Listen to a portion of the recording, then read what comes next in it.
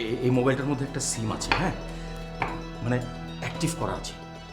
আপনি আপনি যখন চাইবেন আপনার আম্মাকে ফোন দিতে পারবেন। আমি জানি তোর খুব কষ্ট হচ্ছে, আমি তোকে ফোন দিব। শোনো মা, তুমি আমাকে ফোন দিও না। আর কি চাই ও? শান্তি। আমরা কি শান্তিতে আছি? একটা ছেলের জন্য মেয়ের ইশারায় যথেষ্ট। তুমি কিন্তু এখন মা। তুমি তো এই ফ্যামিলির ছেলে, তোমার তো অধিকার আছে। দেখেন আন্টি, ব্যাপারটা অত সিরিয়াস না। যত নোংরা চিন্তা সেগুলো শুধু দাদি আর আপনার মাথার ভেতরে। অপলা, দাদি তো মেরেছেই, আপনিও মারবেন, মারুন। বারবার মরার থেকে একবার মরাই ভালো। অপলা, অপলা শোনো, তুমি যদি রাশিদকে শত্রু বানাও তাহলে আমি তোমাকে হেল্প করব, তোমাকে এ বাড়িতে স্বাধীনতা দিব। আমি যেভাবে বলবো তুমি শুধু সৈয়দকে গিয়ে সেইভাবে বলবে। আমি আমার নিজের স্বাধীনতার জন্য অন্য কাউকে তো অন্যায়ভাবে ছোট করব না। তাহলে তুমি সব হারাবে। আমি তো হারিয়ে বসেই আছি, এখন আপনার অন্ধকার দিকটাও দেখে ফেলুন।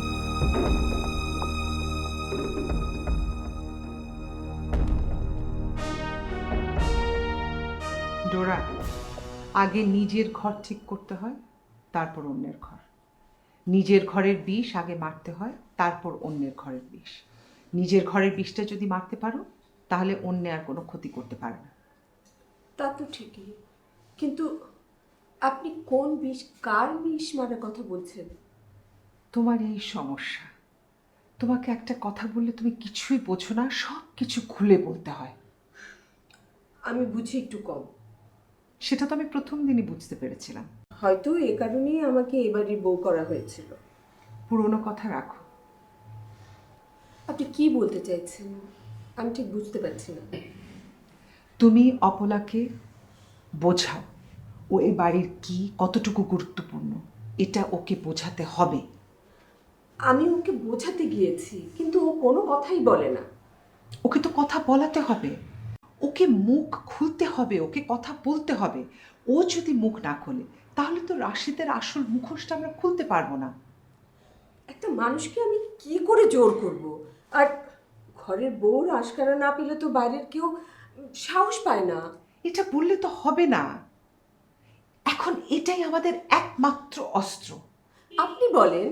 আরে আমার যেটা বলা সেটা তো আমি বলবো, তোমাকে যেটা বলতে বলছি সেটা তুমি বলো। তুমি ওকে গিয়ে বলবে ও যেন বলে রাশেদ একটা বদমতলব নিয়ে ওর সাথে দেখা করতে গিয়েছিল। আমি বললেই ও শুনবে? শুনতে হবে, কারণ এটাই আমাদের একমাত্র অস্ত্র। এটাই যদি আমরা ফেল করি তাহলে কিন্তু রাশেদকে কালার করার আর কিছুই থাকবে না। আর তুমি চাও না ওই বাড়ি থেকে চলে যাক? অবশ্যই চাই। তাহলে আমি যেটা বলছি সেটা করো। ঠিক আছে।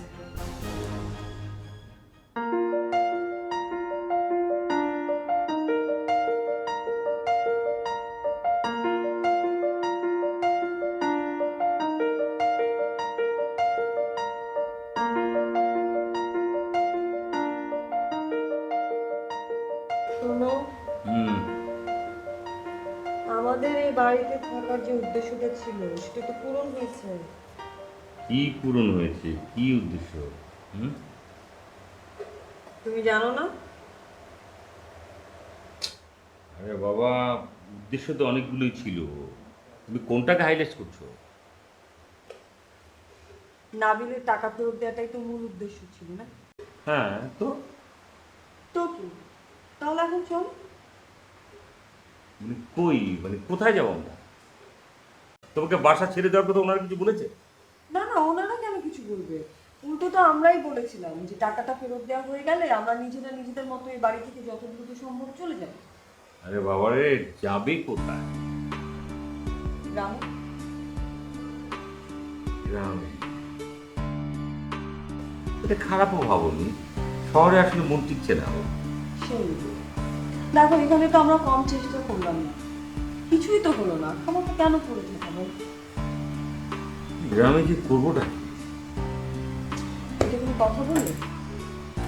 আমাদের নিজেদের গ্রাম, নিজেদের বাড়িও, কত জায়গা জমি পড়ে আছে, পুকুর পড়ে আছে, আমরা খামার করবো, চাষাবাদ করবো, সুন্দর একটা জীবন পার করবো। তোমার কথা একটা যুক্তি আছে। আসলে অনেক ভালো চিন্তাগুলি তুমি আমাকে ছাড়াই ভাবো, এটাই আমার ভালো লাগে। ঢং করো না। কবে যাবো আমরা? আমি নাবিলের সঙ্গে কথা বলবো, আজকে বিকেলে না হয় কালকে সকালে। তোমার ছেলে কি করতে চাইছে বলো তো? মানে এমন একটা ভাব করছো যেন কিছুই বুঝতে পারছো না। দেখো টোরা, তুমি যদি ভাবো যে তুমি আমাকে যখন তখন যা খুশি বলে অপমান করবে আর আমি তা মুখ বুজে সহ্য করব, তাহলে কিন্তু তুমি বোকার স্বর্গে বাস করছো। অপমান করার মতো কাজ করলে কিভাবে প্রশংসা করবো সেটা বলো তো? কি হয়েছে সেটাই তো আমি জানি না।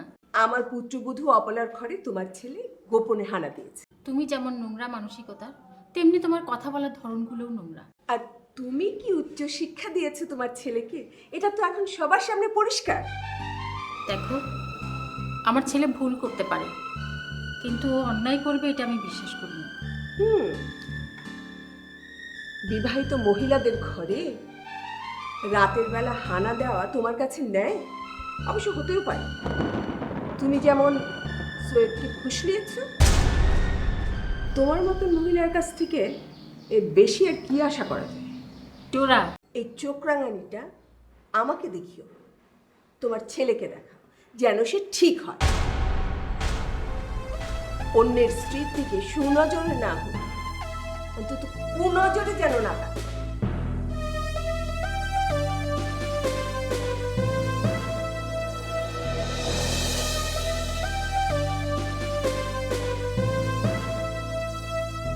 নাবিল ভাই, আপনার সঙ্গে আমার একটু কথা ছিল।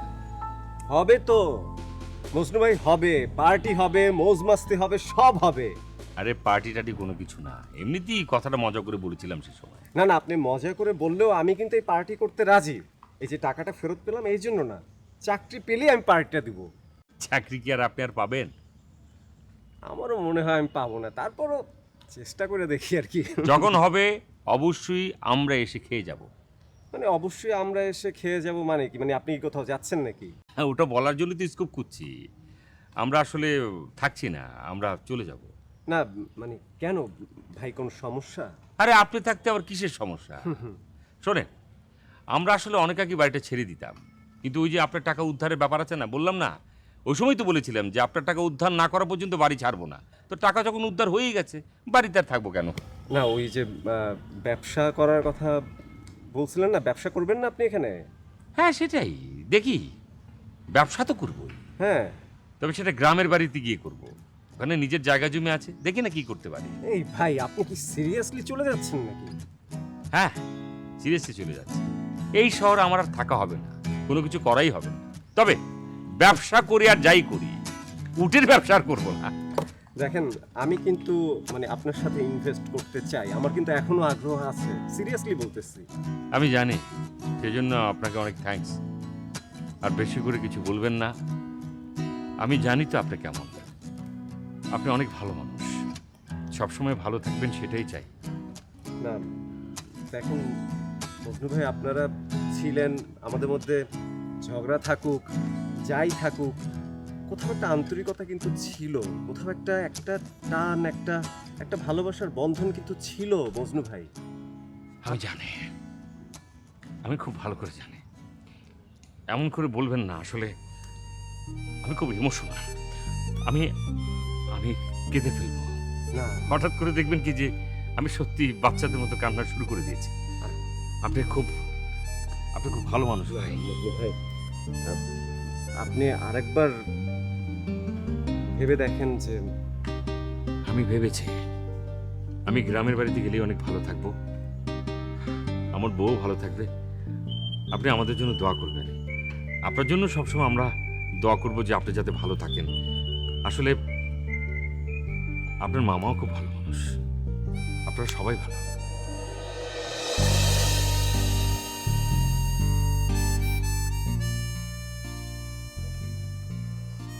আপনাকে দাদি ডাকে। আমার সময় হলে যাব। এখনই যেতে বলছে। এখন তো আমি যেতে পারবো না। আপনি দাদি ডাককে অসম্মান করতেছেন। অসম্মান করছি না তো, আমার সময় মতো আমি যাব। উনি ডাকলে তো আর আমি যেতে পারবো না। আপনি কিন্তু কাজটা ঠিক করতেছেন না। তোমাকে একটা কোষে চড় মারতে পারলে ঠিক হতো। আর হ্যাঁ শোনো, এরপরে তুমি চট করে এভাবে রুমে ঢুকবে না, কেমন? অনুমতি নিয়ে তারপর আসবে। আর শোনো, তোমার দাদিকে গিয়ে একটা কথা বলবে। কি কথা? বলবে আমাকে দরকার কার। দাদির? তাহলে যার দরকার সেই আসবে, এখানে কারো হুকুম চলবে না। আমি এসব কোনো কথা দাদিকে বলতে পারবো না। আপনি তো সর্বনাশী কথা বলতেছেন। আমি তো জানি তুমি 2 লাইন বাড়িয়ে বলতেই ওস্তাদ, তাই আমি নিজে থেকেই বলে দিলাম। বানিয়ে বানিয়ে বলার চেয়ে অথেন্টিক বলাটাই ভালো।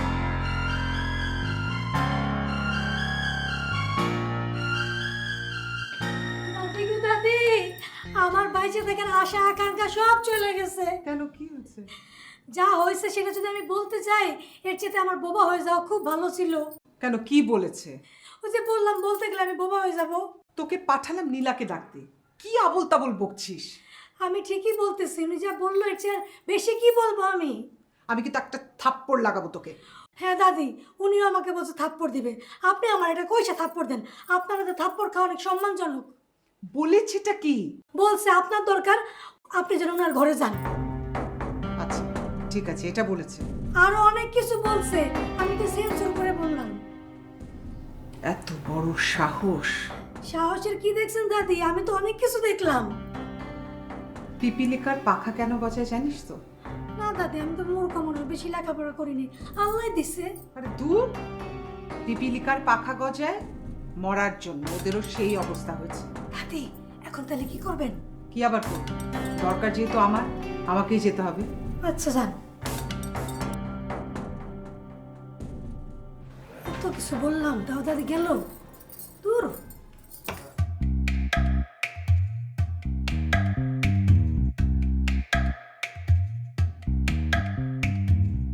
তোমার বড় বার বেড়েছে। সেটাই তো স্বাভাবিক, যেখানে যা করতে হয়। শোনো নীলা, পরে কিন্তু আবার বলো না তোমাকে আমি সাবধান করব। হ্যাঁ, আপনি তো আমাকে সেই প্রথম থেকেই সাবধান করছেন। তুমি তো আমাকে জানো, আমার পরিবারে কোনো অশুভ ছায়া পড়লে আমি সব সময় আটকেছি। 28 বছর আগেও আটকেছি, এখনো আটকাব। তখন আমি অনেক কিছু বুঝিনি। 28 বছর আগে আমি অনেক কিছুই মেনে নিয়েছি, কিন্তু এখন আমার সন্তান বড় হয়েছে।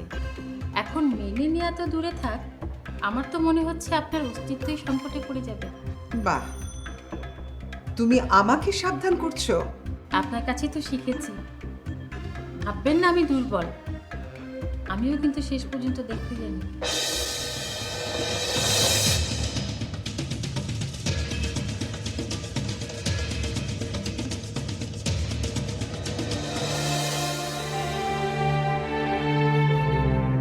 নীলা কিন্তু আমাদের হাতের মুঠোর বাইরে চলে গেছে। এখন আমি বুঝতে পারছি ওর ছেলে এত সাহস কোথা থেকে পাচ্ছে। অপলাও তাই, ও আর আমাদের মুঠোর মধ্যে নেই। ওকে তুমি রাজি করাতে পারোনি? বুঝিয়েছি অনেক।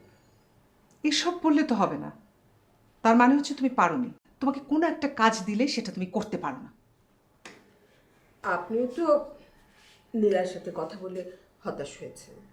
আরে আশ্চর্য, অপলায় তো আমার সবচেয়ে বড় অস্ত্র।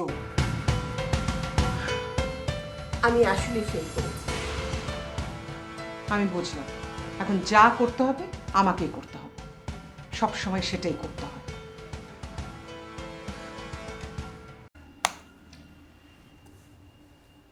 রাশেদ, আমি চাই যে তুমি আমার অফিসের দায়িত্বটা বুঝে নাও। আমি রাজুর রুমটাই নতুন করে আবার একটু সাজাতে বলি, তুমি চাইলে ওখানেই বসতে পারো। ঠিক আছে, আমি জয়েন করব। Thank you. আর অফিসের কাজের মধ্যে একবার যদি ঢুকে পড়া যায় তাহলে দেখবে ভালো লাগবে, নজরটা আর অন্যদিকে যাবে না। নজর এড়িয়ে রাখতে চাইলে এখনো পারি, বরং আমি চাই না এড়াতে। যদি কারো উপকারে লাগে সেটা করতে চেষ্টা করি। তো তুমি কি সবসময় এরকম রাত জেগে থাকো নাকি? আমি আসলে আপনাকে একটা কথা বলতে চাই। কি কথা বলো? আমি ঠিক করেছি এ বাড়িতে আমি আর থাকবো না। মানে আমি যেভাবে ছিলাম সেভাবেই থাকবো, তবে হ্যাঁ আপনার অফিসের দায়িত্ব পালন করব। এ বাড়িতে থাকবে না কেন? এটা তো তোমার বাড়ি। না, এটা আমার বাড়ি না, এটা দাদিমার বাড়ি। বাবা, হঠাৎ তুমি কেন? নিশ্চয়ই কারণ আছে, কিন্তু সেটা নিয়ে আমি আলোচনা করতে চাই না। একটা মেয়ের কারণে নিজের বাবাকে ছেড়ে যাবে? বাবা, কথাটা একদম ঠিক না। আমার এখানে কোনো অধিকার নেই, কোনো স্বাধীনতা নেই, সে কারণে যাব। অপলা তোমাকে কোনোভাবে আবার ফুসলাচ্ছে না তো? ও তো এসব জানেই না। তাহলে এসব কথা বলছো কেন? কিসের অধিকার, কিসের স্বাধীনতার কথা বলছো? বাবা, এখানে আমি কেবলমাত্র একটা পুতুল। আমি আমার মতো কিছুই করতে পারি না। আমার সেই স্বাধীনতা নেই। আমি বলতে পারি না যে এটা আমার বাড়ি। শুধু মুখে মুখে বললেই তো হলো না। আমাকে একটু ভাবতে সময় দাও। বাবা, আমি আপনাকে টেনশন দিতে চাই না। বাবা, তুমি এ বাড়ি ছেড়ে চলে যাবে, এ কথাটা শুনি আমার মনটা ভেঙে যাচ্ছে। হ্যাঁ, আমি জানি যে এ বাড়িতে অনেকের কারণেই তোমাকে এরকম একটা সিদ্ধান্ত নিতে হচ্ছে। তারপরও বলি যে ওই সমস্ত কারণে তুমি যদি সত্যি চলে যাও, তুমি যদি হেরে যাও, তাহলে যে পিতা হিসাবে আমি হেরে যাই বাবা।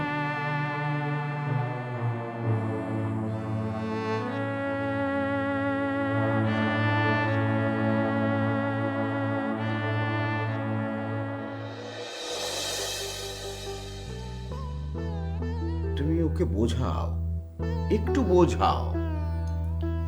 আপনাকেও তো কত বুঝিয়েছি, বুঝেছিলেন আমাকে? এখানে আমার কথা আসছে কেন? ও তো নিজে থেকে অন্যের সমস্ত মুসিবত নিজের কাঁধে তুলে নেয়। আপনি তো তাও করেননি। অন্যের কেন, পারলে নিজের মুসিবত অন্যের কাঁধে ঢেলে দিয়েছেন।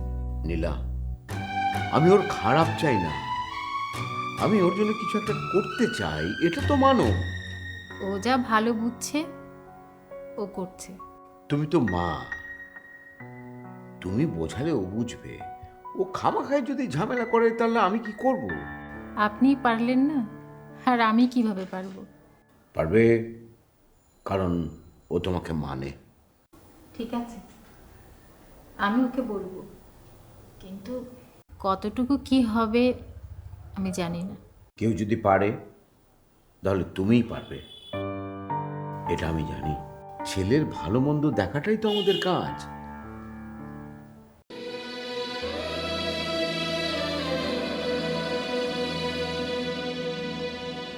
ভাবি, শরীর খারাপ নাকি? তুমি কি চাও? আমি আপনার খোঁজ খবর নিতে আসলাম। কেন, আবার নতুন করে কিছু করেছি নাকি আমি? নতুন করে আর কি করবেন? পুরান যা করছেন তাই নিয়ে তো বাড়িতে হুলস্থুল কাণ্ড কারখানা। তোমার এসব কথা শুনতে আমার একদমই ভালো লাগছে না।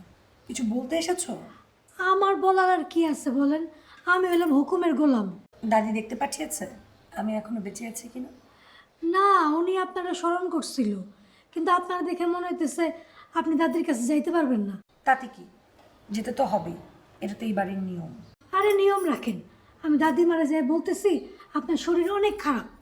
কেন এত বড় কথা তুমি কেন বলবে? তোমার অন্যায় হবে না? আপনি আমার যতই পছান, আপনার কষ্ট দেখলে আমার কিন্তু অনেক খারাপ লাগে। আপনি চাইলে আপনার জন্য আমি ডাক্তারও রাখতে পারি। লাগবে না। অন্য কিছু লাগবে?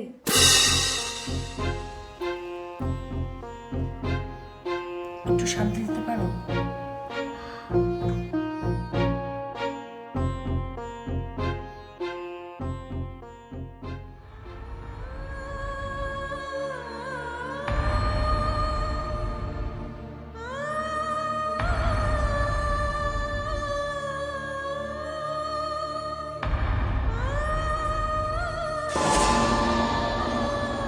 দাদিমা, ভাবির শরীরটা খুব খারাপ। এসব সব নাটক। নাটক না, তারা দেখেই মনে হচ্ছে সে খুব অসুস্থ, চোখ মুখ সব শুকায় গেছে। ডাক্তারকে খবর দিয়েছিস? আমি দিতে চাইছিলাম, সে না করছে। ও বললেই হলো? তাহলে আপনার হুকুম ছাড়া তো আমি কিছুই করতে পারি না। আপনি বললে আর খবর দেই। দাঁড়া দাঁড়া, আমি আগে দেখে নিই অবস্থাটা কি, তারপর বলবো। আপনি নিজে চোখে দেখে একটা ব্যবস্থা নেন।